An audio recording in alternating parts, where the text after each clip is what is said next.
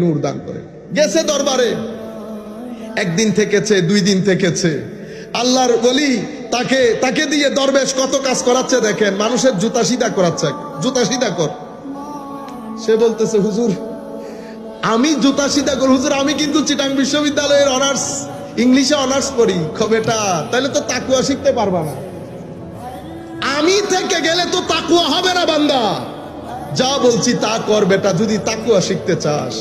বান্দা জুতা সিধা করাতে লেগে গেছে। এরপরে বলতেছে বেটা বিকালের দিকে গিয়ে বাথরুমটা পরিষ্কার করে দিই। ছেলে বলতেছে ঠিক আছে, দেখি এটা কোথায় যায়। সুবহানাল্লাহ।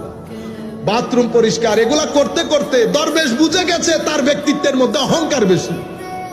এখন অহংকারকে নামাইতে হবে, মানুষের খেদমতের মধ্যে লেগে গেছে। আল্লাহর ওলির নজর, আল্লাহর দরবারে দোয়া, আল্লাহর রহমত ব্যক্তির উপর পড়েছে। ব্যক্তিও এই কাজগুলোর মধ্যে মজা পেতে শুরু করেছে।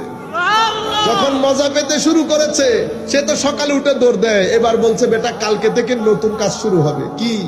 তো কালকে তো বেটা রাতে আর ঘুমাইতে পারবা না, 1টার সময় উঠে যাবা। হুজুর 1টার সময় আর ঘুমানো যাবে না? কোন হবে আর ঘুমানো যাবে না। হুজুরের সাথে বসে হুজুর পানি তাহাজ্জুদ একসাথে হয়ে গেছে। বুঝতে পেরেছেন?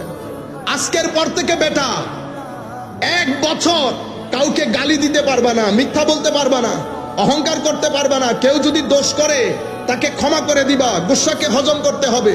পকেটে কোনো কিছু রাখতে পারবে না, দিয়ে দিতে হবে। বুঝতে পেরেছেন সাধনা? এই নামাজের মধ্যে বান্দা লেগে গেছে। বান্দাও মজা পাচ্ছে, আল্লাহ রহমত করতেছেন। তো বান্দা যখন চেষ্টা করতেছে, আল্লাহ রাস্তা খুলে দিচ্ছে, জট খুলে দিচ্ছে, জট খুলে দিচ্ছে। যেতে যেতে ফরজ নফল আখলাক একসাথে হয়ে গেছে না? যেই সব একসাথে হয়ে গেছে, আমার আল্লাহ বলছে আমি তাকে মহব্বত করা শুরু করেছি।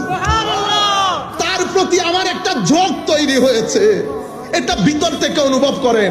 মালিক ও মৌলা আপনার জন্য কি মহব্বত, মহব্বত আপনার জন্য কেমন একটা টান আল্লাহর সৃষ্টি হয়েছে।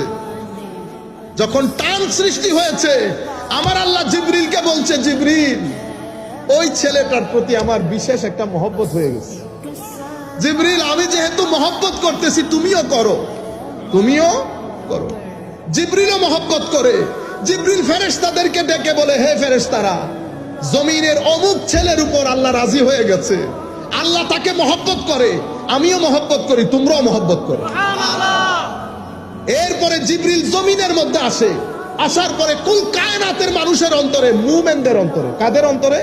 মুমিনদের অন্তরে তাদের প্রতি মায়া ঢুকাই দেয়, তাদের প্রতি ফায়ুদাউল